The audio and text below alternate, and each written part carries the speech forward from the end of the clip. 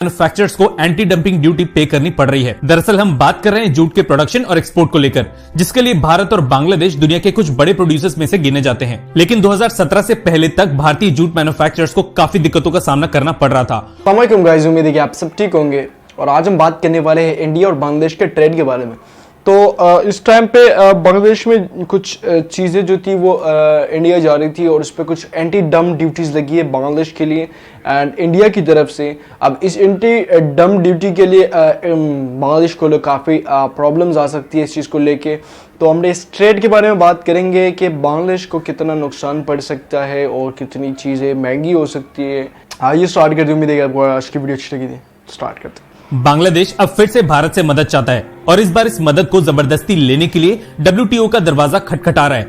भारत से ही रेस में आगे निकलने के लिए बांग्लादेश एक भारतीय उद्योग को ही बंद कराने के लिए अपनी पूरी कोशिशें कर रहा है। चाइना के नक्शे कदम पर चलते हुए बांग्लादेश भारत में अपने कुछ प्रोडक्ट्स डंप करना चाहता है और वो इसलिए क्योंकि पिछले 5 सालों से बांग्लादेश में मैन्युफैक्चर होने वाले इस प्रोडक्ट को भारत में इंपोर्ट करने के लिए बांग्लादेशी मैन्युफैक्चरर्स को एंटी डंपिंग ड्यूटी पे करनी पड़ रही है। दरअसल हम बात कर रहे हैं जूट के प्रोडक्शन और एक्सपोर्ट को लेकर, जिसके लिए भारत और बांग्लादेश दुनिया के कुछ बड़े प्रोड्यूसर्स में से गिने जाते हैं। लेकिन 2017 से पहले तक भारतीय जूट मैन्युफैक्चरर्स को काफी दिक्कतों का सामना करना पड़ रहा था और वो इसलिए क्योंकि बांग्लादेशी मैन्युफैक्चरर्स भारत में जूट को बहुत ही कम कीमतों पर डंप कर रहे थे, जिसकी वजह से न केवल भारतीय मैन्युफैक्चरर्स का खुद के घरेलू मार्केट में टिकना मुश्किल हो रहा था, बल्कि एक्सपोर्ट मार्केट में भी बांग्लादेश भारत को एक कड़ी टक्कर दे रहा था। भारतीय जूट मैन्युफैक्चरर्स ने इस बात की शिकायत भारतीय सरकार से की और भारतीय सरकार ने तुरंत इस पर एक्शन लेते हुए बांग्लादेशी जूट पर एंटी डंपिंग ड्यूटी लगा दी। आपको बता दें कि किसी भी सामान के इंपोर्ट को डंपिंग तब कहा जाता है जब एक देश के मैन्युफैक्चरर्स घरेलू मार्केट से भी कम कीमतों पर किसी और देश में किसी प्रोडक्ट का एक्सपोर्ट करते हैं और ऐसा करके वो उस इंपोर्ट करने वाले देश के मैन्युफैक्चरर्स का पूरा मार्केट निगल जाते हैं। यह एंटी डंपिंग ड्यूटी 2017 से 5 सालों के लिए लगाई गई थी और इसकी अवधि अब 2022 में खत्म होने वाली है। भारत इस एंटी डंपिंग ड्यूटी को अगले 5 सालों के लिए और ना बढ़ाए, इसलिए बांग्लादेशी ऑफिशियल्स अब छटपटा रहे हैं और जगह जगह शिकायतें करने में जुट गए हैं। बांग्लादेश की इस हरकत के बारे में और बात करेंगे। एंटी डंपिंग ड्यूटी फिर से और 5 सालों के लिए ना बढ़ा दी जाए, इसलिए बांग्लादेशी ऑफिशियल्स न केवल भारतीय सरकार के चक्कर काट रहे हैं बल्कि WTO तक से शिकायत लगाना शुरू कर चुके हैं।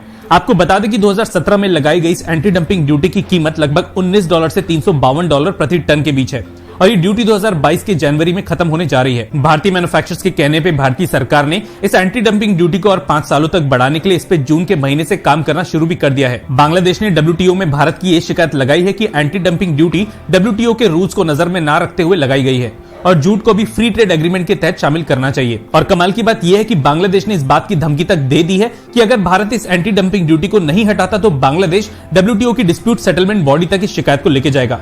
ये धमकी इसलिए भी दी गई है क्योंकि बांग्लादेश की शिकायतों पे भारतीय ऑफिशियल्स अभी तक बिल्कुल भी ध्यान नहीं दे रहे थे। मतलब ये तो ऐसा लग रहा है कि बांग्लादेश जबरदस्ती भारतीय सरकार से कहना चाहता है कि भारत खुद अपने मैन्युफैक्चरर्स को बंद करके केवल बांग्लादेशी यान को भारत में बेचे। ये कहना बिल्कुल भी गलत नहीं होगा कि बांग्लादेश अब चाइना से सीख लेके भारत को ही आंख दिखा रहा है और वो भी तब जब भारत के फ्री ट्रेड एग्रीमेंट की वजह से ऐसी कई चीजें बांग्लादेश भारत को फ्री में एक्सपोर्ट कर रहा है। आपको क्या लगता है कि भारत को बांग्लादेश के साथ फ्री ट्रेड एग्रीमेंट अब रखना चाहिए? अगर आपको भी ऐसा लगता है तो कमेंट सेक्शन में हाँ लिखेगा, लेकिन अगर आपको लगता है कि हमें फ्री ट्रेड जारी रखना चाहिए तो ना लिखने के बाद अपना रीजन भी जरूर दीजिएगा और हाँ, लाइक के बिना बिल्कुल भी मत जाइएगा अगर आप हमें यहाँ तक सुन पा रहे हैं।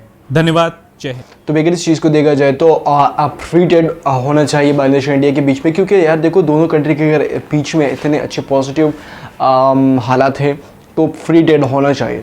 अब इस चीज़ को देखा जाए तो यार देखो एंटी डंपिंग ड्यूटी लगाना सही भी है और नहीं भी है।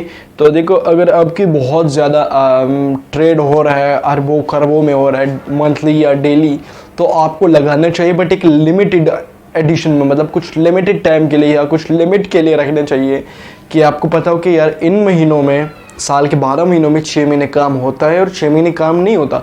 6 महीने में इस चीज़ को ज़्यादा इंपोर्ट करते, 6 महीने में इसको इंपोर्ट ही नहीं करते।